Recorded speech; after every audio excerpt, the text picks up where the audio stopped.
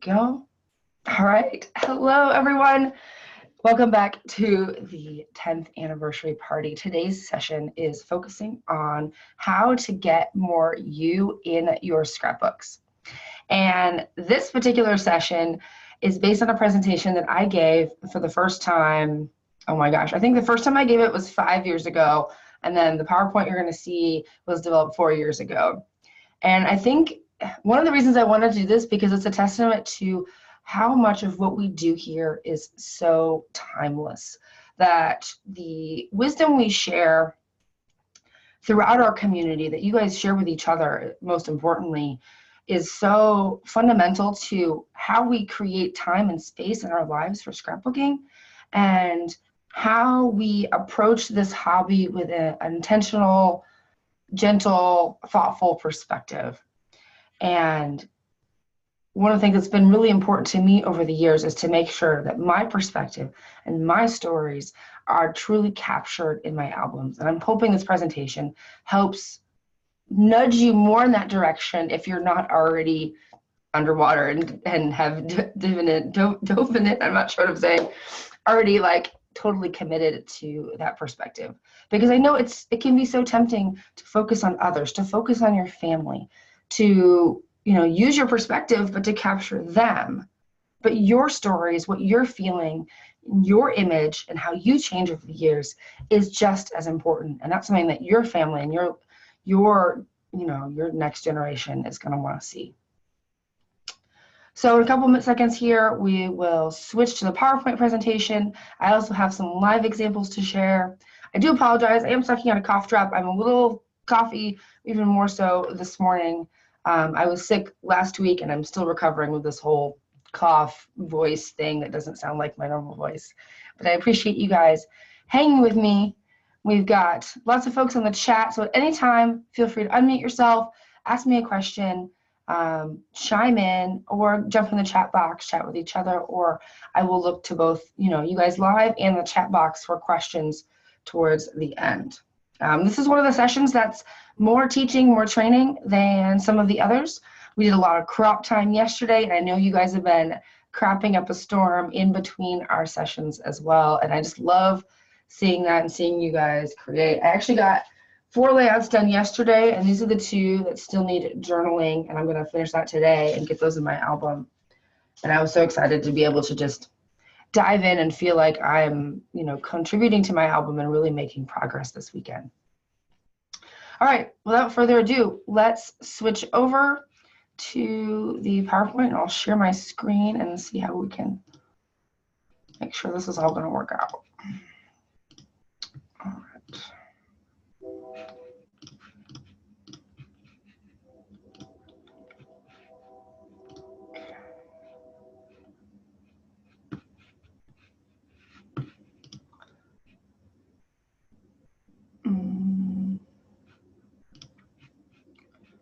Okay, we're going to share desktop 2. Okay, so you guys should be seeing a green and blue swirly. Is that what you're seeing right now? Okay, I got a nod. And then we're going to do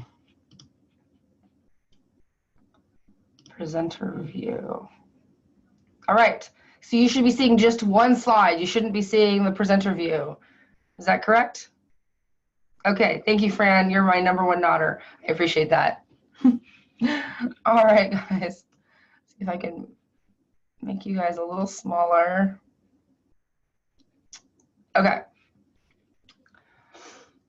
Let's dive into this. So this is Get More You in Your Scrapbooks, and I'm going to be sharing a lot of my own examples and my personal perspective on how all the different ways that I do that. And it's with my photos, it's with my scrapbook pages, it's with my storytelling perspective. And I think that you're going to leave with one new idea, at least today, of how you can do this. And as always, you guys know this is being recorded, but know that you don't have to take notes. You'll be able to jump back into this later if you like.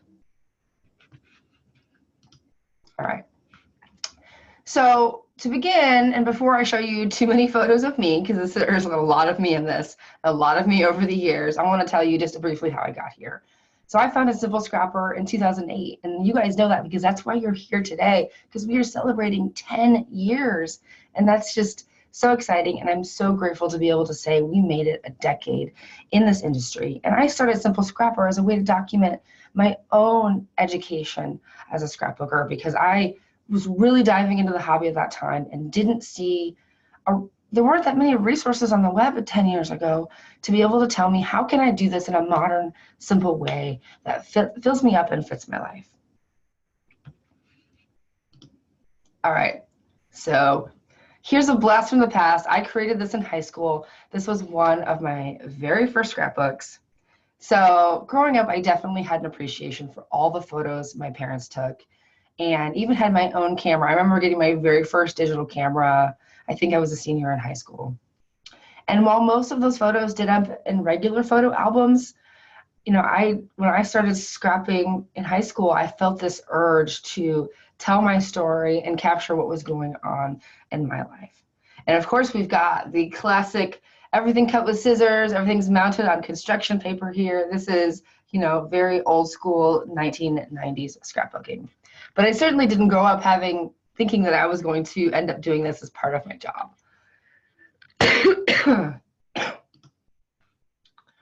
All right, so in fact, I grew up thinking that I was going to be a scientist or engineer. So I'm quite a bit left-brained, and you guys, a lot of you know that about me. I like to measure and align things, I like to plan and build, and this meant that I excelled in math and science. But I'm also fortunate to have a mother that deeply values the arts. So she always had supplies ready for me, and it turns out I love to paint and be creative too. So that both of these things were always part of my life. And I'll go back. So in high school, I took both AP Physics and AP Art because I always had this pull between both that right and left brain worlds. And so in college, I went to environmental science field camp, and I also worked for the newspaper because I've always had these passions, and I've done everything I could, and have been so fortunate to be surrounded by mentors and teachers and family that supported that perspective. So as I grew, I ended up getting degrees in geology and water science, and all of my internal analyses indicated it made more sense to do science. So that's the direction I pursued for a while. And it was practical, and I felt like I could always keep doing these creative things on the side. So I ended up getting a job. I worked in Washington, D.C. at the US EPA for 4 years, and I was in charge of making sure your tap water didn't have any arsenic in it. And I loved that job, but it wasn't meant to be for the long term, because no matter how hard I tried, I couldn't quite get that need to make things out of my head. And so lots of shifts in my personal life. I met my now husband, and I ended up moving to Central Illinois. And today, being a scrapbook educator is my focus, and I feel like I do science still on the side. And so much of what I do here at Simple Scrapper translates to the work I still do for the university. But I get to bring all of these analytical skills to you and help you break down the complications in scrapbooking to tell your stories easily. But I would be remiss to say that I planted roots in 2008, and nothing has changed in the past decade. I started, I apologize. I started as a 100% digital scrapbooker, and now you guys know I am nearly 100% paper, and that's where I spend most of my time. And I started as a stepmom to 2 teenage boys, and now they are grown men who don't live at home, and I have a little girl named Emily, which you guys see all the time, who just turned 7. But it was when my daughter was born in 2011 that my scrapbook pages and albums became more focused on her and all those changes that little tiny human was going through. But the more that I became engrossed in documenting everything right in front of me, the more that I longed to make sure that I wasn't missing from that picture. I wanted her to know my story just as much as I wanted her to know her own. So here's one photo this one isn't of me in this presentation or of a family member. And so while this comes from my personal motivation and my own examples, this is fundamentally about you. I want to help you tell your own story because it matters, because you matter. So the photo you see here is from a former creative team member, Ronnie Crowley. It's of her mom, And Ronnie doesn't know the story behind this photo because it was never documented. She wants to know, what is that little girl thinking? What are her hopes and dreams? So you see, her mom passed away a few years ago from cancer. So she will never know the story behind this photo. And of course, loss touches all of us in so many different ways. It's how life works. But I don't want you to have regrets. I don't want you to be missing from your own story. And so there's a quote that kind of sums this up, that reminds us of why it's important to capture our own stories, even when it feels like that nobody's going to care. To the world, you may be just one person, but to one person, you may be the world. So even when it seems like the world's not going to care about your story, there's somebody out there that is going to care. And maybe you even know who that is right now.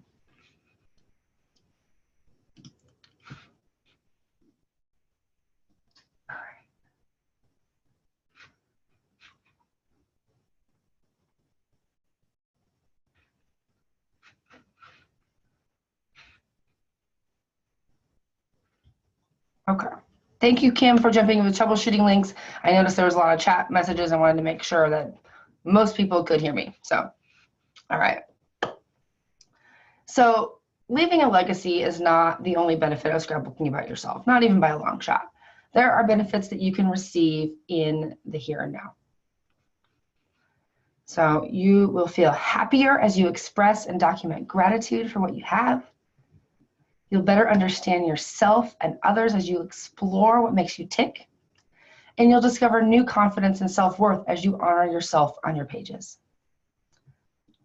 You'll experience great motivation to change and support for the process by documenting and sharing your challenges. And you'll develop an even deeper personal value of your own legacy and its importance. So, sorry, these transitions here are a little tripping me up a little bit. But so before we jump into the examples, I want to remind you of one additional fact. You are behind the lens, capturing life and telling stories from your perspective. It's your perspective. No matter how many or how few photos you're in, as a scrapbooker, you're already in your scrapbooks. So I want you to think that, know that you're a winner and you're already successful at this because you are a scrapbooker. So more is just the cherry on top. All right.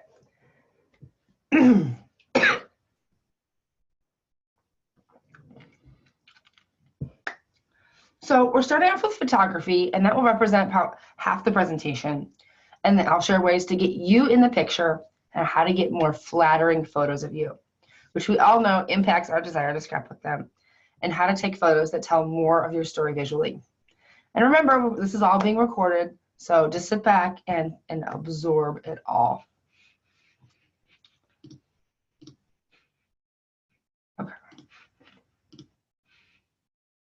So let's start with the basics. How to get you in more pictures. So the most obvious answer is the traditional long-armed selfie, holding your phone. Nowadays, our phones have so many different tools. My phone even has this pen that I can use, and I can click the button on the pen to take my selfie, which helps a little bit. But to take a good selfie, you want to know the source of light. You don't want the light from behind you. So you'll turn out the best if you're lighted from the front. And that's part of why I've got all these studio lights in here, so that I look the best on camera. But when you're outside in, excuse me, in the world, you're going to want to look for diffused light. Cloudy days, shady spots, or early in the morning, late in the afternoon, right before sunset, they call that the golden hour. That's when the light is the best, because it's not going to be harsh on your face, but harsh light direct in front of you is better than harsh light coming from behind you, because nobody will be able to see your face. So always pay attention to the light and look for that diffused light. And these tips really apply whether you're taking photos of yourself or anyone else, is that light is so important. And you also want to look directly at the camera to try to mimic the look of someone else having taken your photo. Unless you're going for a particularly different style, that's fine. But a lot of selfies, you can make it look like that somebody else took it. It looks like a, a nice portrait. All right, the self-timer selfie is a variation, but allows you more creative opportunity because you can set your camera up further away, and you can also take more shots. It's easier to take more shots because you're not having to hold your arm up in the air. So I've been practicing, and at this time, it was recently then, with that looking away selfie that was really popular at that time. And this one was actually taken with the webcam on my computer. It wasn't taken with a phone at the time. And I also have a remote control for my digital SLR. And as I just showed you, I have basically a remote now for the camera on my phone, which is very helpful for setting up your phone somewhere else and then being able to take that shot. All right. So the thing is, though, is a selfie is not always the best option or what you really want in the case. Sometimes you want more context in the photo, including other people. And this is when it makes the most sense to share your camera with someone else. Set it on auto and hand it off to a family member or even a stranger. And that's how I really have any photos of myself on a trip to Europe we took in 2008. Because I kept handing my camera to someone else saying, hey, can you take a picture with me in it? Otherwise, it was going to be all photos of everyone else and no one of me. Excuse me. So another variation of this, particularly if you're at a party and everybody's taking pictures, is to share those photographs afterwards. And I know people do that all the time, particularly by text message nowadays, but you don't even have to, as I said, you don't even have to share the prints like we used to do. Now you just share those digital images in the way that's most convenient. The point is that you need to be proactive in getting photos of you because you can make it happen. You just have to really think about how you're going to go about it. So scanning older photos, this one just makes me crack up so much, is another way. This is my very first selfie taken in 1991. It is totally blurry, but I remember very vividly, excuse me, thinking I was having a really great hair day, and then I wanted to get a photo of it. So when you scan those photos from the past, they can be used in your current layouts to compare how things have changed and to tell those recent stories with those older photos.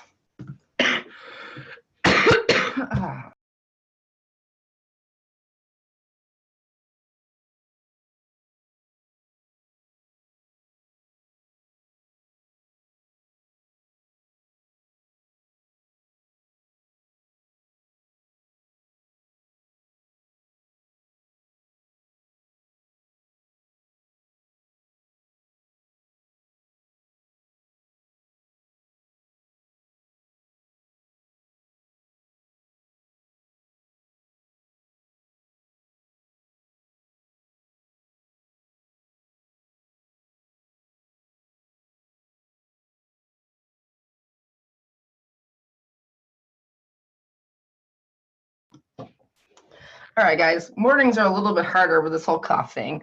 So, yeah, all right. So going back to scanning, I don't have my entire photo library scanned, but instead I've selected key images that stand out the most, and that's what I've scanned. And so I'm always scanning a few more here and there, and you could even send those off by mail order to places like Scan Cafe to have those scanned. All right, screenshots are another option. Sometimes that makes the most sense to take a screenshot of what's on your computer or on your phone, particularly if it shows you, or you can even take a photo of your computer as I did here in this example. So this often provides context for what's going on while also getting you in the picture. So really be creative about where you're appearing and thinking and remind yourself, okay, I want to capture that. All right. So finally, I don't want you to forget that you can still be a supporting actor and still be in the photo. The important part is that you're there at all, even if it's just part of your face or, even, other body parts. I love taking pictures of feet, for example, not in a weird way, but just like, what's going on, where I stand type of photos. So these photos are awesome for showing relationships, connection between people and places, even if it's not a perfect photo. So I love this photo of my daughter and I, and she's of course the star, but I'm still in the photo, and that shows that we're together. All right, now we're going to transition to getting more flattering photos of you. Because, you know, I'm no model here, but I've learned several tricks that help me create images that I feel like make me look my best. So one of these tricks, and it may be a little controversial here, but I will selectively crop images to move the focus away from me and to another focal point in the photo. So I'm still in the photo, like this example here, but I can feel more at ease not being the center of attention, because this was a super unflattering photo when you saw the whole thing. But I'm still in the photo, I'm there, there's that connection that you can see, but I was able to crop it in a way that made me feel more comfortable.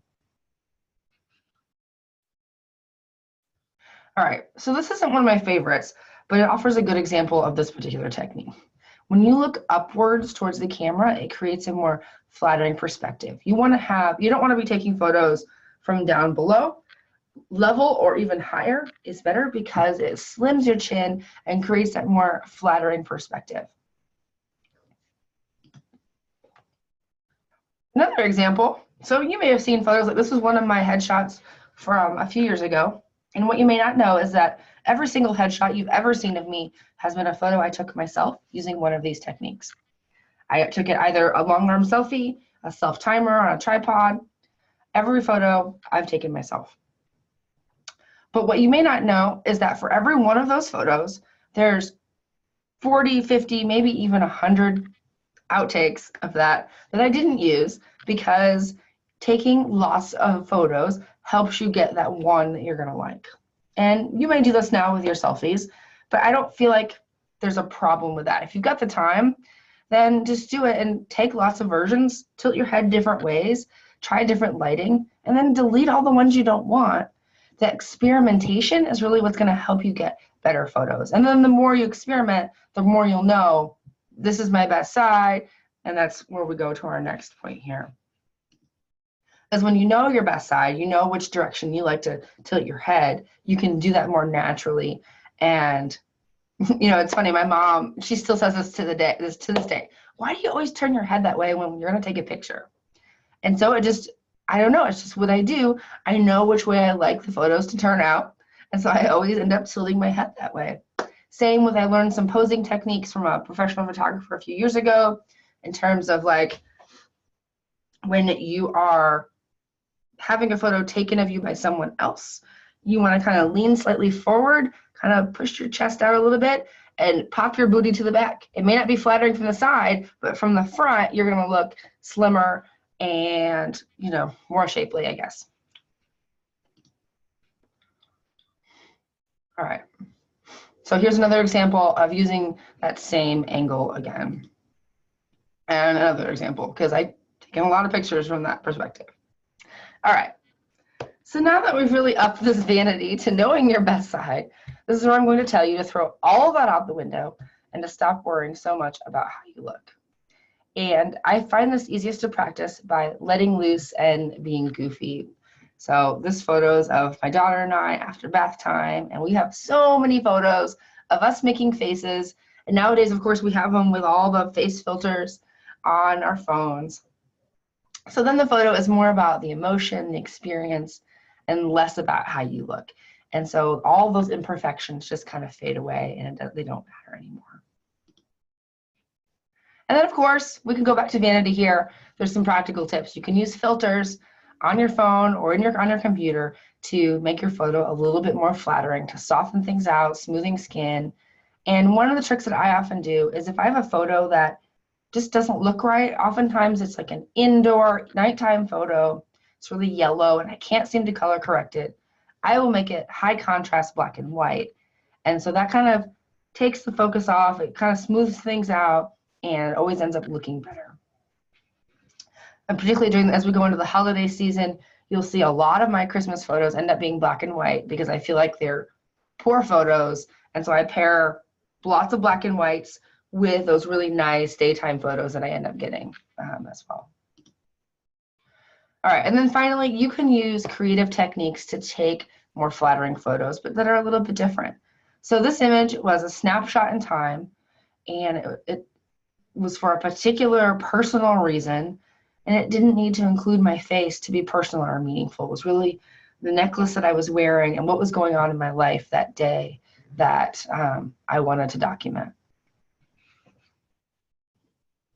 All right, so now this is at the point where I think it gets more fun, because getting in the image is great, but it's really cool when those images tell a story. So here's some examples of how you can accomplish that. So photos that show your feet, as I mentioned before, in a setting are fun ways to document where you are, that context, physical context. This image is a travel photo with my famous double tote bag example, because you can always use an extra tote. So what I do when I travel is I take my tote bag, I fill it up, and then I stick it in a larger tote. So when I go home, I have 2 totes in case I have more stuff, which of course I always do. And so these types of photos that offer that from where I stand perspective can be seen as mundane or everyday, but excuse me, they can bring back so many rich memories. So another way is to do a series of photos over time that tell a story. So my belly shots when I was pregnant are a good example. So here's one around 4 months, and then here's another one at 6 months. And seeing that evolution over time is so magical, whether it's you or a story that you're a player in.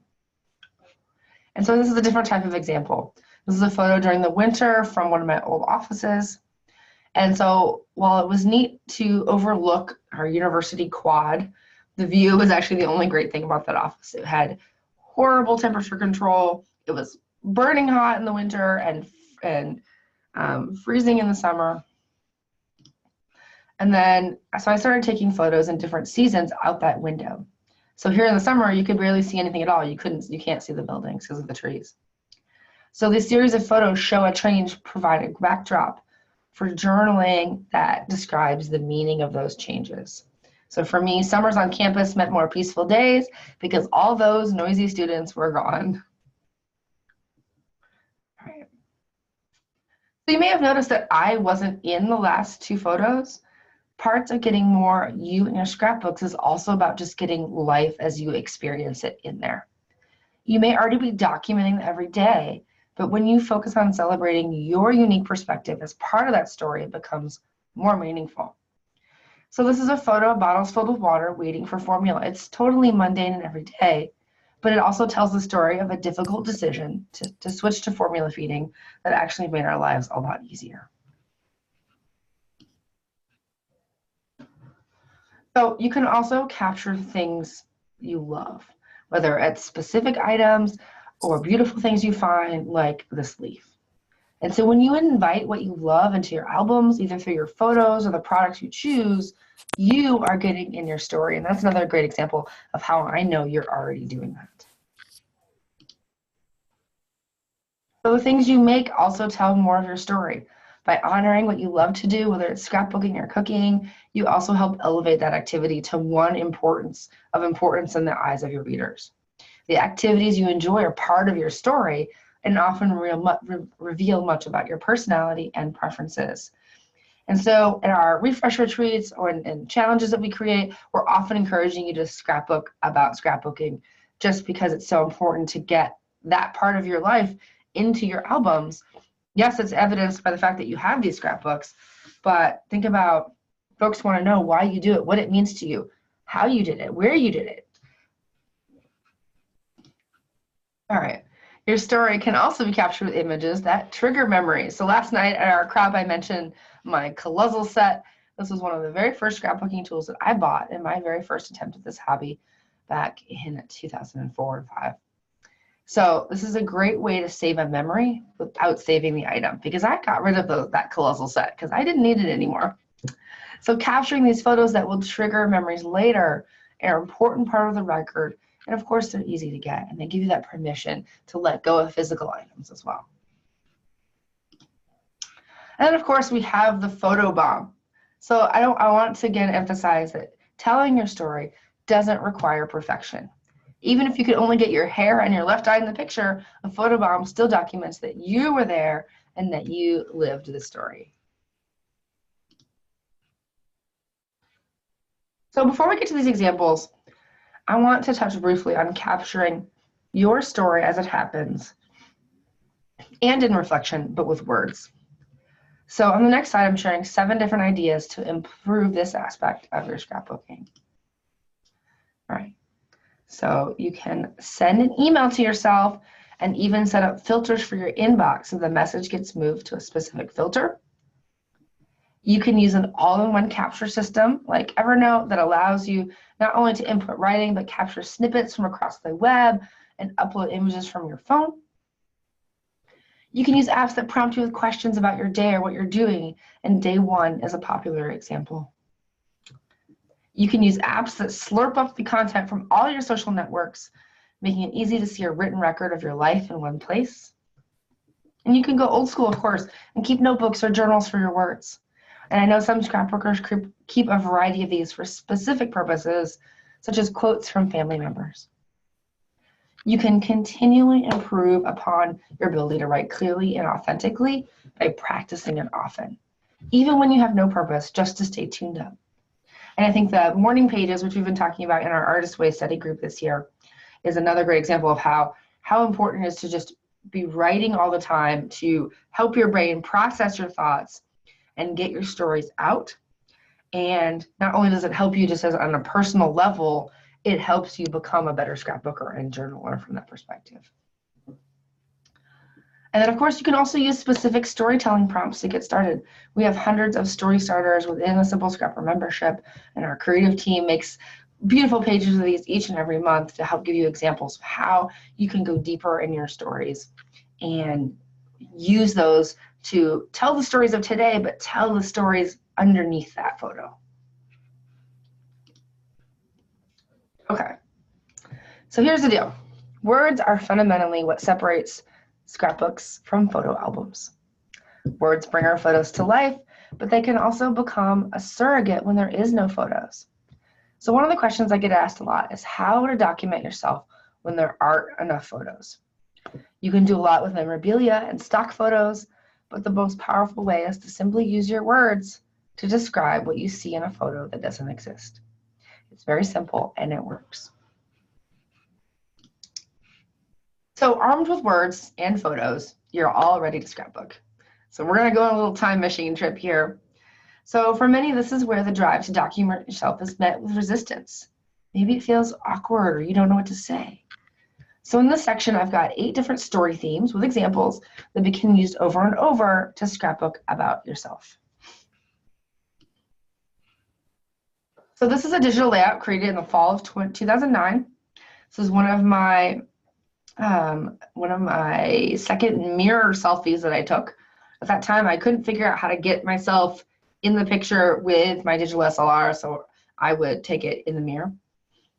And so in this page, I document all the things, large and small, that were on my mind and my heart in that particular moment. So layouts that capture you right now offer a glimpse into your everyday ups and downs. You can use titles like here and now, or right now, or currently, to dive in to that particular thing. And you can see I have October 2009 written up here at the top. So this is one of my favorite digital pages because it's funny. So I created this at the end of 2009. It's called Have You Seen My Skinny Jeans? In this layout, I document my weight gain over a period of 5 years, but I also saw a gain in confidence in that time. So there's so many iterations of then and now, before and after type layouts, but you can take a flip on what's the expected. So capturing you then and now offers a chance to reflect more deeply on the same and what's different, and you can put your own spin on that. You can also capture how a victory changed you. So this is a digital page I created in 2010. In this page, I'm celebrating how I completed my first Week in the Life project. I journaled about the highs and lows of participating and what I learned from that experience. So when you capture a victory and how it changed you, it can be helpful for propelling you forward and supporting future efforts. And that's one of the reasons we celebrate victories each and every week inside of our membership, is because when you focus on what's working well, you know you can do more of that, and you can use that collective momentum of the group and everyone's victories to just propel you on to that next thing. Okay, so this is an 8.5 by 11 paper layout created in 2011. And as a side note, this was my first example of using mists at that time. As you know, I was transitioning from digital to paper, and so I was kind of experimenting with lots of techniques. So in this layout, I used a range of self-portraits from before, during, and after my pregnancy to document the changes in how I felt about myself. So it focuses on how my self-confidence, especially as a mother, improved over time.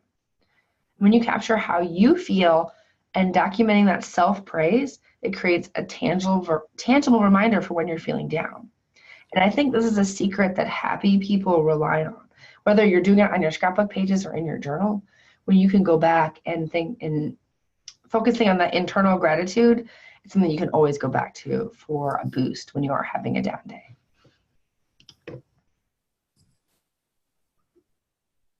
So this is a paper layout I created in 2012. And this layout, I documented a funny thing that happened when I first met my husband.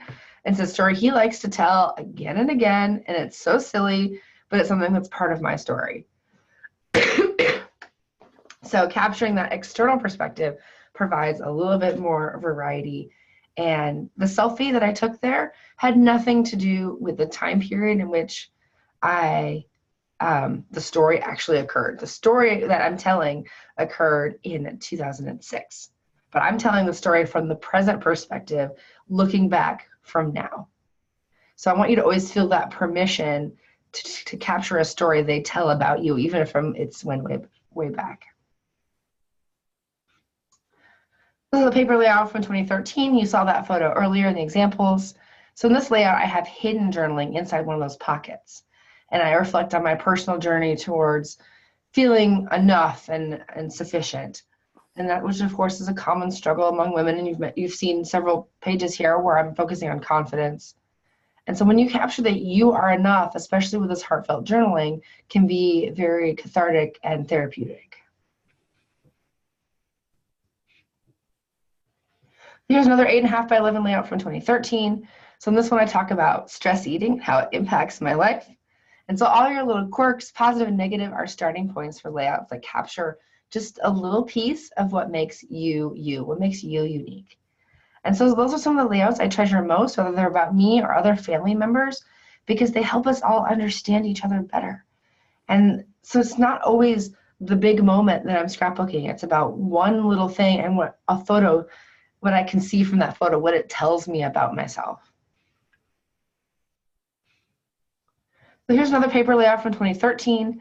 This one was a bit experimental technique-wise. I wanted to go outside of my comfort zone.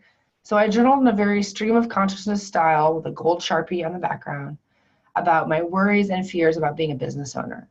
And so at the time, this was as close to art journaling as I'd ever done. But a layout that captures worries that you have provides an opportunity to explore raw feelings in a creative way. And since then, I've done other pages where I scribbled my worries, and then I did a true art journaling technique of painting over the whole thing. But I was able to get those stories out and still have a final art piece from it. All right, so let's take this in a different direction and talk about special projects. I actually have a couple live examples that I'm going to share here at the end. We'll go out of the screen share and you can see those that I've made more recently. So we're talking about albums, large and small, that are specific on a topic.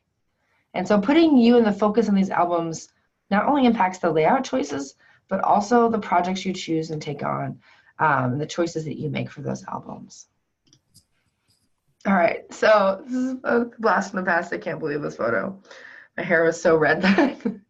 So in 2010, I created my first mini book, which focused on my college years. So I had hundreds of photos that I wanted to distill into a little kind of concrete package so I can say, this is done now. So it's a 4x4 album with many full-page photos and handwritten journaling. And I focused on memories that came to the surface as I looked at those photos and attempted to roughly capture the highlights of that 4-year period, because I certainly didn't remember everything and I didn't have photos of everything. I just did what I could, so I felt like I had something that was symbolic of that time. So I included many of the people who played a starring role in my life during those years, including my best friend of now 20 years. But I also documented small but striking moments, like how I discovered my favorite place which is the Lincoln Memorial at night. And when I lived in DC, I would go there. I'd walk there after work again and again and just sit there in the dark and think as I was trying to figure out the next steps in my life, as many 25-year-olds do. So fast forward another year in creativity-wise to 2011, and I was pregnant and capturing all of that on Instagram. And while I have a huge scrapbook about my daughter, this particular album, this is a 5.5 by 8.5 album, is about me and my experience. So I leaned heavily on printed digital pages in the first 2/3 of the album. And then I have a section at the end using more traditional materials. And so the one thing that sticks out about this experience is to not overthink it. I remember worrying so much if I was feeling enough, documenting enough of my pregnancy. Am I doing this the right way? So in this kind of project or any that's deeply personal, there is no right way. All you can do is try to be real, to be you, and just share what comes out. It doesn't matter whether you're a rock star writer or a pro photographer. What matters is that you took that time to document you. All right, so I also want to talk just a little bit about getting you in albums that are not just about you. So here's an example from my 2011 December Daily album. And I don't think I have any self-portraits in this particular project, but I did hand off the camera several times so that I could be in some of the photos. So when you know you'll be scrapbooking a time period or event, you can be mindful of all the tips you learn to get in the picture more. It takes that conscious action, but becomes more of a habit the more you do it. So here's another example from my 2012 December Daily, and I wanted to make sure to celebrate me and my right now. And an album that's so focused on family and seasonal moments, I wanted to have a page that was just about me. So I reflected on my year as a whole, as well as my hopes for relaxation over the holidays. And you can see I used different techniques here. I included a selfie. I creatively cropped it to be flattering. It's filtered with Instagram filters. And I also included several context photos to put more of me in the story as well. And I would say I have continued this particular page in my December Daily albums every single year, of making sure that what's going on for me right now is as documented as well as what's going on for our family as a whole.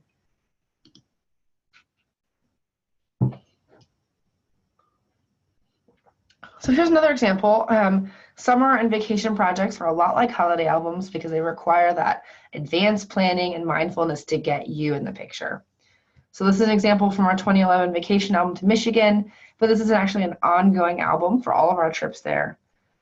And you can see me in the pocket over on the right in a photo that my husband took. And here's another summer example. This is a long arm selfie with my husband on a trip to see a Cubs game.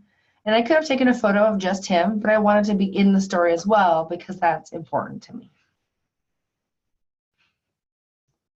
And I also wanted to make sure I give mention of Allie Edwards' One Little Word project. I know many of you are working on those albums yourself, and I've chosen words in some years and not in others. And I enjoy the project. I enjoy really diving into how a word represents you, but I feel like Allie does such a wonderful job of offering prompts and creative challenges that support that personal self-reflective journey over your year. And every time I do that, it's really strengthened my drive to capture more of my own stories. And I think participating in that project the years that I did helped me do more of this in my album and have it be just more of how I scrapbook all the time, not just in a specific project. All right, so I'm gonna end the slideshow for a second here. Hopefully we'll be able to get back. Stop sharing that. Okay, so here's my face again. Hopefully everybody's still doing well. I'm gonna share a couple albums, and we'll do over the table here, I think. All right, so let's bring this over. I wanted to share a couple more recent small projects because both of these were very personal, but I would say they're a more modern style than some of the other ones that I shared. So this one is a photo book from, oh, Kim just said, don't forget the giveaway. I will do that in a moment. Thank you, Kim. This is a book from Artifact Uprising, and it's called What I Ate 2011 to 2016. And it includes selfies paired with food throughout the entire book. And I just think this is so fun. It allowed me to get a lot of photos I didn't really otherwise have a purpose for into my album. And this is one of my favorite quotes that actually used to be shown at the beginning of the old Iron Chef. So tell me what you eat and I will tell you who you are. And so this quote really formed the basis of doing this album with selfies and food photos. So here's me roughly less than a week before I gave birth, and the breakfast burritos that I was preparing to have on hand post birth. And so this starts right before my daughter was born, and then goes all the way through. I believe this was 2016, I believe so, because it was right. Yeah, that's when the Cubs won the World Series. And of course, you got some lovely cookies and cream ice cream to go with that. So this entire photo is selfies with food photos, some of which you actually see food. Sometimes it's just packaging. Sometimes we just have some extra food photos. But I love having this perspective. There's no journaling. It's just selfies and food, but it is chronological. I made sure that these, whether they were taken together or not, but they relatively lined up in time. So I could see what I looked like at the time and what I was eating at the time. And here's a decked out Bloody Mary. We've got some fried fish here and a really indulgent pizza, followed by, oh my gosh, it's summer and I need to be seen in a tank top, so let's start eating a little healthier. And this is the first time I did Whole30, I believe. So we got some burgers and some Jimmy John's. Here's me and Steve. Sometimes some other people sneak into my selfies there. So you saw some of Emily and some tacos. So I love this album. It's so fun. I'll probably do another one. So this was 2011 to 2016. I'll probably do another 5-year period. And it's just, yeah, this is one of my favorite projects. It was super simple. I put it together in half an hour and then it arrived, you know, a week and a half later or so. So this one is a little bit different. This is like kind of more of the snapshot in time / mini retrospective. So I created this in November of last year. And it was all about, so this is This Matters. It was all about what's important to me right now. So I have one longer thing of journaling talking about, so I've weathered the storms of 2017 and come out with more strength and more resilience. I feel clear on my values and have amazing confidence in the gifts I have to give to the world. So we start off with a selfie here, and it says create to remember. And that just kind of sets the stage. So we've got a little heart potato chip. You can do it. This is very simple minimalist. So we have a slug and a keep moving forward button, another selfie, and this says she's anything but ordinary. This says always remember to root. So just to feel grounded and connected to both the environment and what's important to you. Here's a watercolor example. I did a live demo, and it says the smallest moments of art add up. So this is just like almost like a personal motivational album, but it's very much about me. It's focused on selfies and small different things that I want to remember that both celebrate where I was at that time and messages that I want to keep with me going forward. So there's always time, know who lights up your life.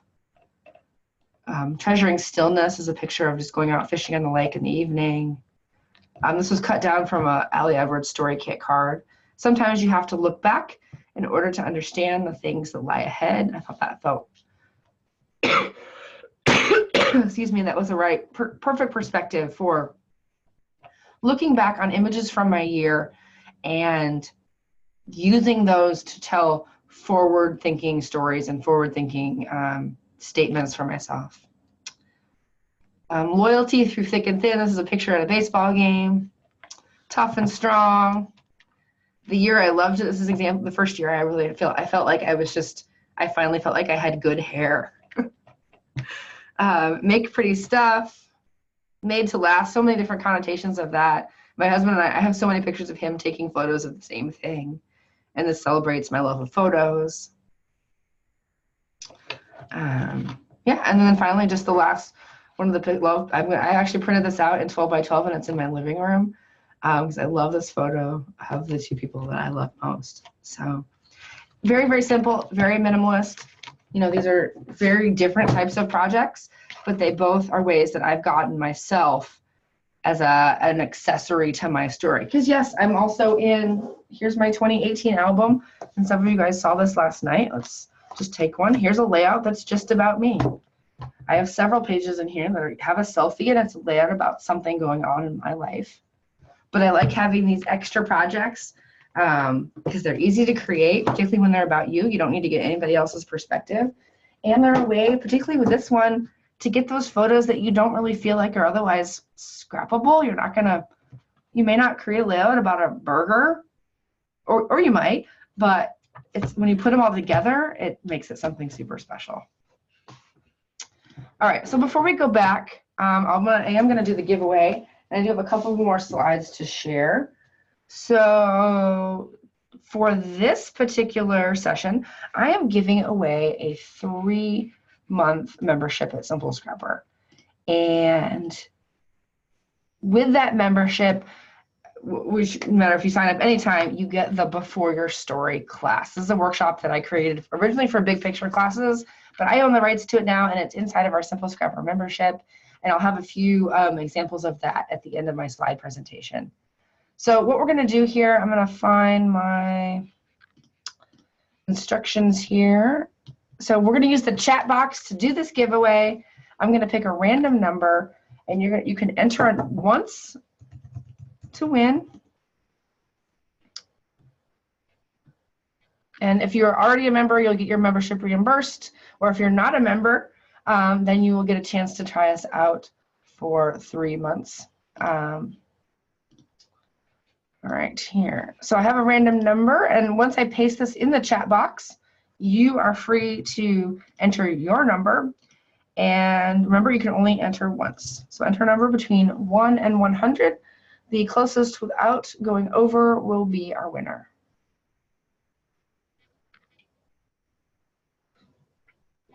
Ooh, holy moly, there's a lot of people here. This is going very fast.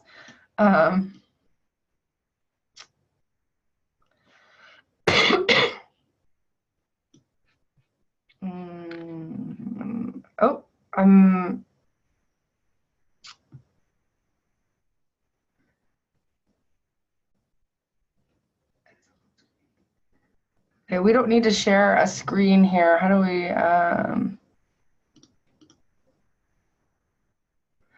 Jennifer, if you choose to share your screen, you will take over the ownership of the sharing of the screen. All right, thank you. No worries. All right, so. All right, so I just took it back, so, okay. Okay, so I've tried to find these numbers here.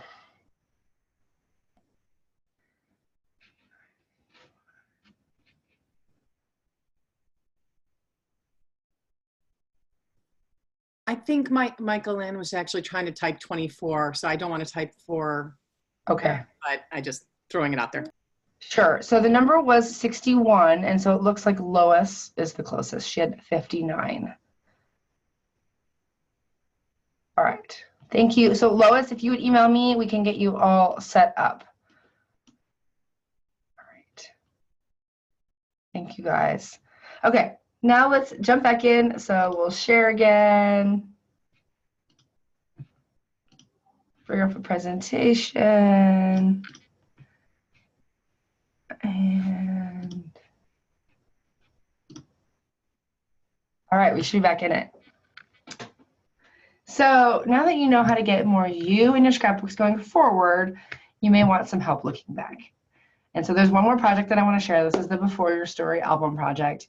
And this album features the first 3 decades of my life and was sparked by this very personal need to get the highlights of my personal story documented for my daughter.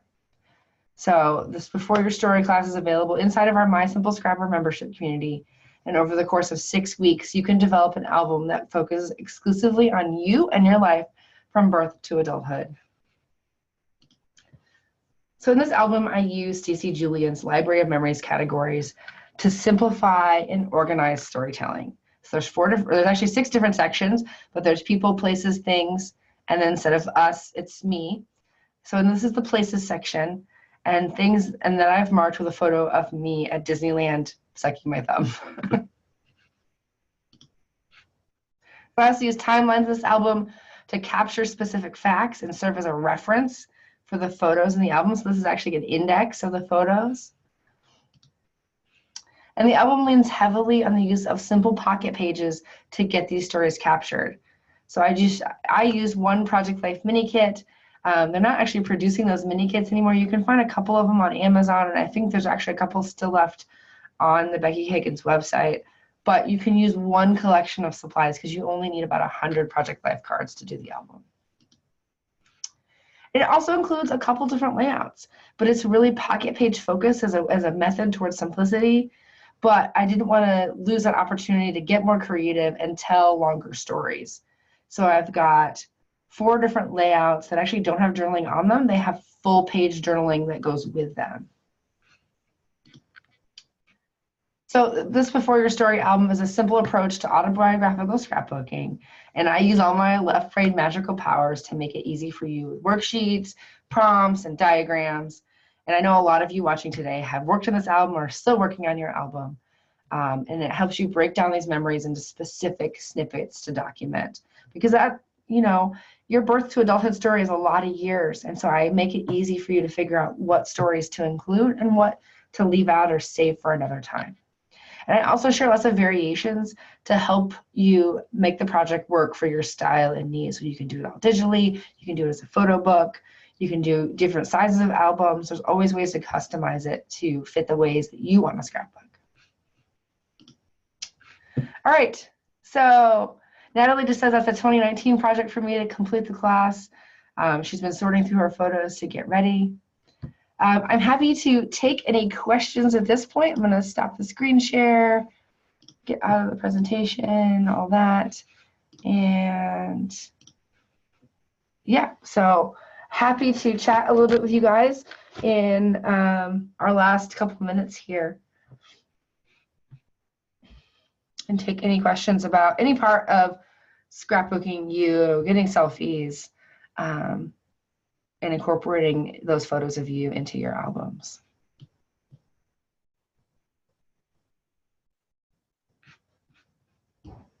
You guys are all so polite and quiet.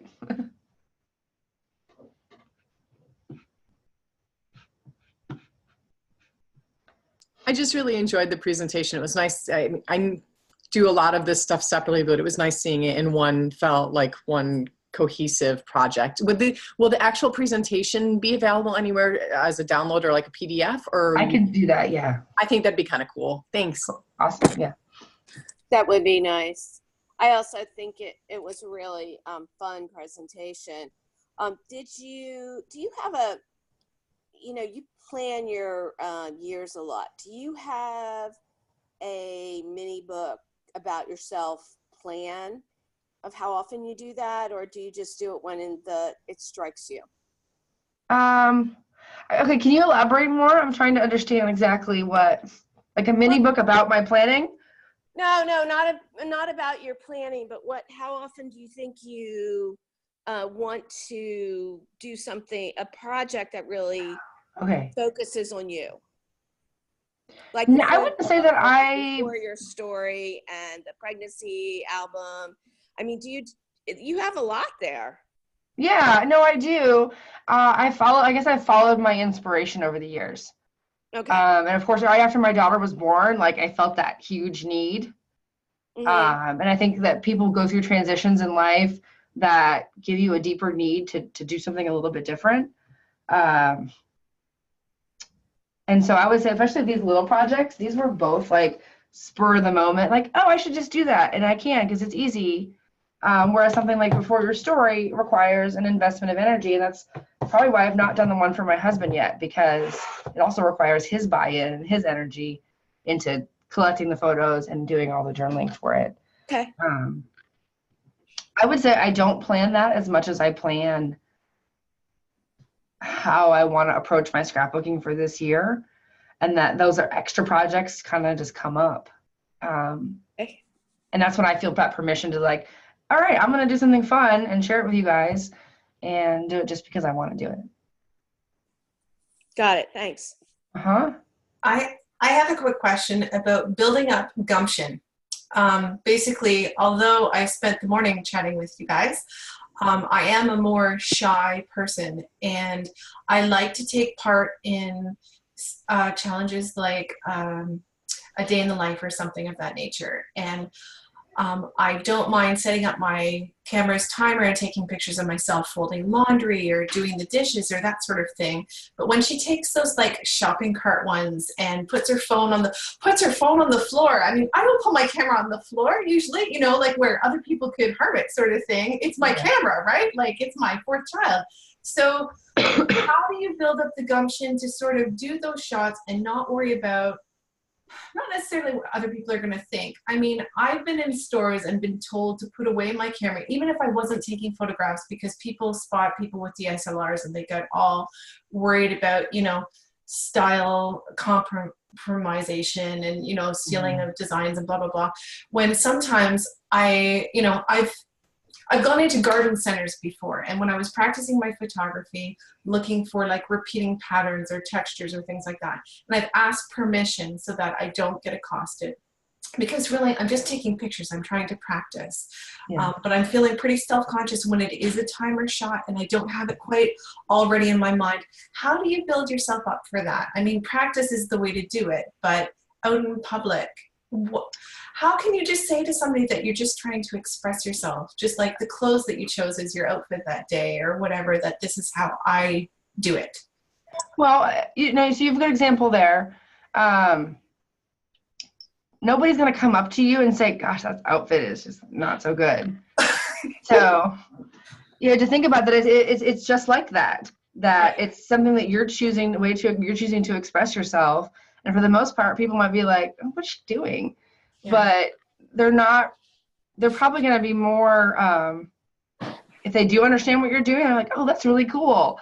They'll be more jealous that they're not taking pictures of themselves in the moment. I guess you have to kind of work on that permission for yourself to just not care what people think, and to know that really you're the one that's caring more about you than anybody else does. Because people are inherently selfish and not thinking about you. They're thinking about trying to get out of the store, what's on their list, Sure. Your screaming kid.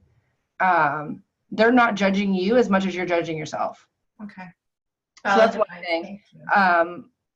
You know, and I've certainly felt a lot of that, like, oh, I don't know if I really want to do that in the store because somebody might see me. But I've done things where I try to set it up so that I have a greater likelihood of success, like going at a time when I know it's not busy. Yes. If I do want to do that. Like, don't go at 1 o'clock on a Sunday. But you could also kind of work on a surrogate instead of not putting it on the floor, but handing your phone to your kid and having them take a picture of you. Okay. Or, you know, or your spouse or whoever's at the store with you. Or I wouldn't even hesitate sometime asking a stranger to do it. And maybe that's a good example. Like, if you can go up and ask a stranger, like, hey, could you take a picture of me looking at this box of cereal? They're going to think you're weird, but who cares? You'll probably never see them again. And that will be like, if you can do that once, you'll be able to do that in similar types of things again. You just have to do it once to kind of get over that hurdle and rip the Band-Aid off. Okay. I think it's the vulnerability thing. Okay, cool. Oh, totally. But yeah, there's hopefully a couple different perspectives there to help. That's awesome. Thank you so much, Jennifer. I thought of, if you've read Brene Brown, she talks about giving yourself permission slips. Maybe you could write yourself a permission slip. I like it. But you know, I don't remember one time I did that with her, and it was surprisingly effective. Thanks so much, Penny Lou. So Penny just says that if anyone asks what you're doing, you can just say you're doing it for a challenge. And that's what I did when I went to the garden center, because I was taking pictures of, I can't even remember what sort of fruit it was. And the gentleman was like, well, what are you doing? And I said, well, I'm working on my photography and it's a challenge. And I think it was like a Capture Your 365 at that point that I was doing. And he was like, oh, can anybody join that? You know, blah, blah, blah. So it was a conversation starter, but it's just that awkward sort of moment when it's like, oh, what is he going to say? You know, but it's okay. Well, I think with that photo example that more people are going to assume that you're a professional than they're going to assume, oh, she's just practicing or she's doing something weird. They're going to assume that you're a professional photographer and you really know what you're doing and you're there for a reason. So just assume that most people are probably thinking something positive rather than something negative. I like Lisa Marie just said, attracting others with your artistic bravery. So that's, yeah. That's a really great question. Thank you for asking it. Let's see. So Lisa Marie asked, have you thought about how to collect insights about yourself from others in an album about you? I've done that from time to time. I've asked my husband or even my daughter to give me some words about something, but I've never thought about doing it like doing a whole album or a whole project focused on how others see me. That feels very vulnerable.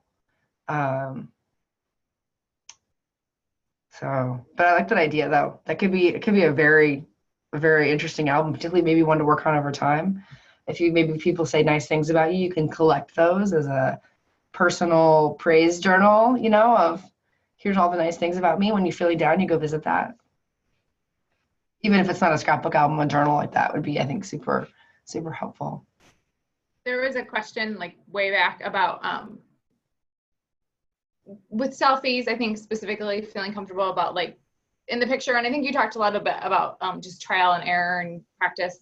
Do you have any other additional tips? I know you talked about like, you know, pick your side and all those things, but I think specifically they felt their eyes looked wonky. So particularly if you have glasses, that can be a challenge in trying to avoid the glare. So oftentimes you will need to tilt your head down to avoid the glare. That also requires practice to know where your head needs to be, and then your eyes. So you tilt your head down and then your eyes look up, which I can't do looking at you guys at the same time, to be able to not have that glare on your glasses. Also just to make sure that you're looking at the actual camera on your phone and don't look at the picture of you. Like, especially if you're taking a front-facing selfie, don't look at you. You still need to look at where the little tiny dot for your camera is so that your eyes are looking in the right direction. So hopefully that's helpful and we can explore more if there's, might be fun to do some sort of like selfie challenge sometime, Kim, as part of Refresh. And then we could kind of do some constructive criticism and help people work on their selfie skills to gain more confidence. I'll make a note. Awesome. All right, guys, thank you so much. I get to go do a massive errand run, and I have a surprise that I'm picking up for tonight's crop. And now I feel like I've overblown it. It's not that exciting, but it's exciting to me. So I will see you guys again tonight at 8 p.m. excuse me, for the Love of Photos crop. But in between now and then, you've got Kim from 1 to 3 p.m. for hybrid layouts. And I hope to be back before the end of that because I really want to see how Kim does this. So, but it'll all be recorded. I'll be able to take the recording later. And this recording will be up probably in the next hour or so.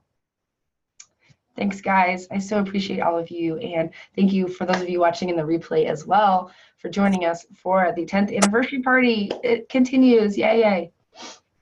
Take care. And again, I'm kicking all of you guys out, but you can pop back in at any time.